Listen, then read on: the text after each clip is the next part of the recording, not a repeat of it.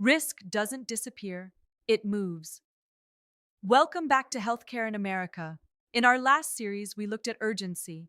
What happens when care can't wait, when decisions compress, and when someone must act before clarity arrives? Now we're going to step back from the moment of crisis and look at something quieter, but just as powerful: risk. Before we talk about money, before we talk about policy, before we debate systems, we need to understand something fundamental. Healthcare risk does not disappear, it moves.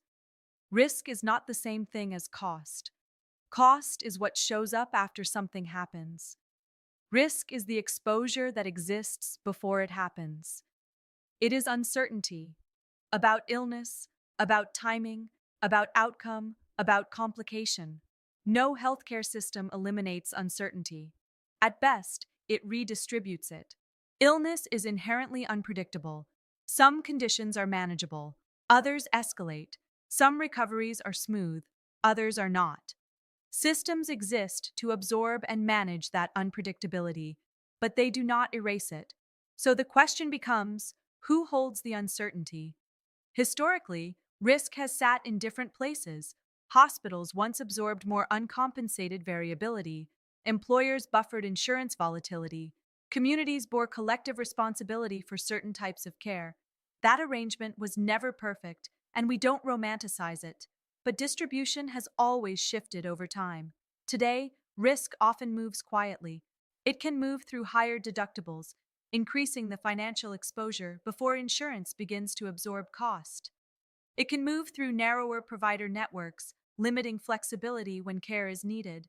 It can move through administrative complexity, pre-authorizations, coverage rules, and paperwork that shift informational burden outward. It can move through time, waiting, navigating, coordinating. None of these mechanisms are inherently malicious. They are structural adjustments designed to stabilize institutions. But when systems stabilize themselves, exposure does not vanish. It relocates. And risk is not singular. It takes multiple forms. There is financial risk, the possibility of unexpected bills or gaps in coverage.